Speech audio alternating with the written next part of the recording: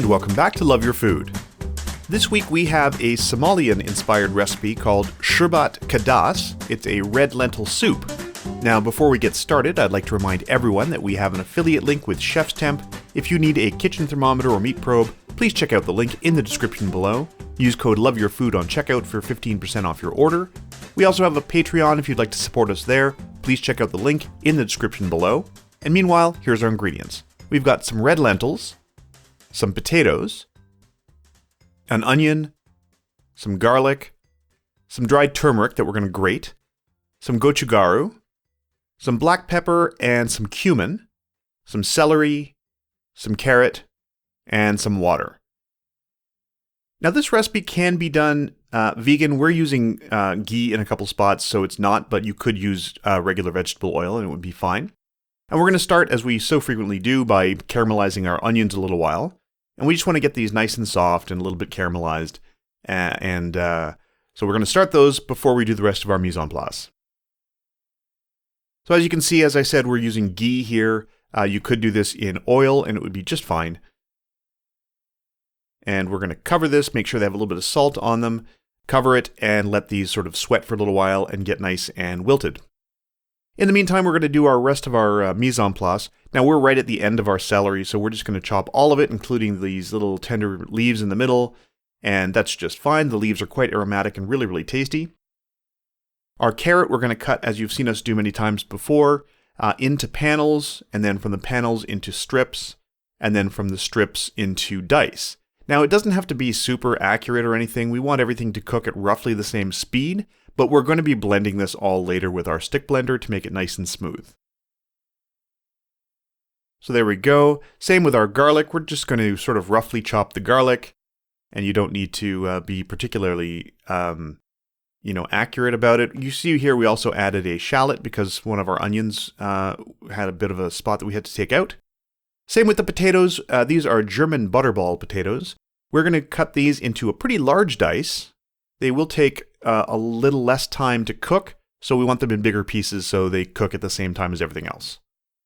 Our onions are almost there. You can see they've wilted a little, but they haven't really caramelized yet, so we're just going to leave those for a little bit more time. We're also going to add a hot pepper. This is one of the padron peppers from our garden. We didn't include it in the ingredient chart. This is completely optional. We added it and it added a really nice sort of heat to everything. You can see we're sort of trying to remove the seeds because these are actually quite hot out in our garden. It was a hot summer. And we're just going to chop these into pretty small pieces. Again, this is pretty optional, but we really quite enjoyed it. You could use a jalapeno or a couple of little Thai bird's eye chilies. So the cumin and the black pepper are going to go into our spice grinder. Now I said we're using gochugaru. That's the Korean sort of chili flake powder. More typical for this would be paprika. We added a little bit of spice to this so it would have a little more zing, but paprika is perfectly acceptable for this. So you can see we've got a little bit of caramelization with our onions at the bottom of our pot here, and that's perfect. So that will come up and add some nice flavor to everything.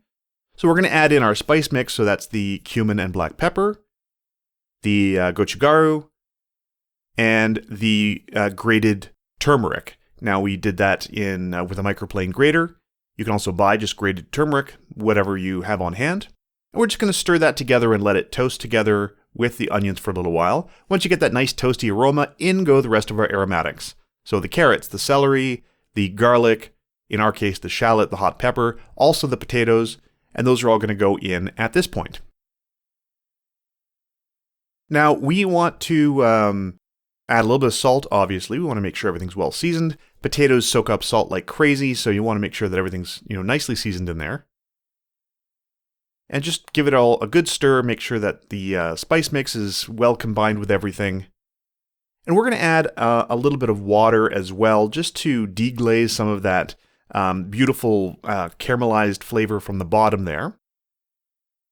And also to sort of help everything start to steam in there and cook. So we're going to just make everything off the bottom there, cover it, and then you can see here everything's kind of steaming, everything's getting nice and soft. All of that water has been sort of soaked up by the veggies, and everything's starting to cook and get a little softer. So now's when we're going to add the rest of our water. Now, as you can see, other than the ghee, we haven't had any meat products or animal products in here, so this could be a vegan recipe.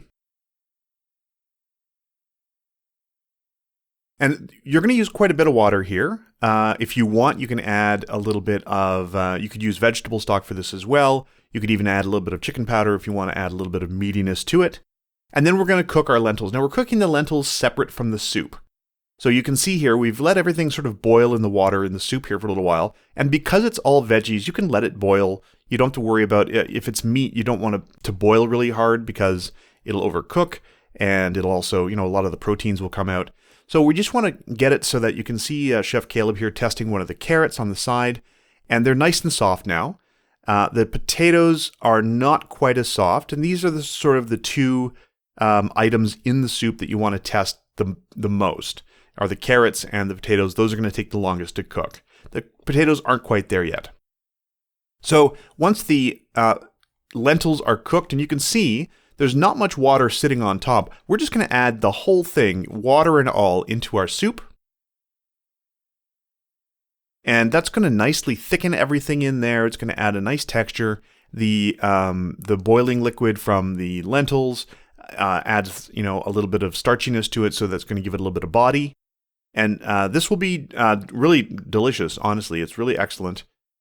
And once you've got everything back up to temperature after adding the lentils, we're going to put in our stick blender and blend this until it's nice and smooth. And you can take this as far as you like. And it's fine to leave a little bit of texture in there. You can see here, it is quite silky. And it's nice and smooth. It's thickening up a little bit. And now's a really good time to give it a taste and adjust seasoning. And once you've got it in the place you want, it's ready to serve. And this is perfect. You will serve it really, really hot here. So we're just going to ladle this into a bowl. Now, it looks like it doesn't have much to it, but it is honestly a very hearty soup with the lentils and the potatoes and all those aromatics in there. It is an incredibly hearty soup, and it is quite filling, despite how it might look. Now we're going to garnish this with a little bit of a whipped garlic dressing that we're going to do the recipe for next week, a little bit of chopped parsley, and that's it. That's the whole thing. Super, super simple, really delicious. As I said, this is based on a Somalian recipe. Absolutely delicious, and we hope you'll give this one a try. If you like this recipe, please do like and subscribe. And if you have any recipes you'd like to see Chef Caleb try on the channel, please let us know in the comments below. We'd like to thank our patrons over on Patreon. If you'd like to support us there, you can check out the link in the description below. And remember to love your food.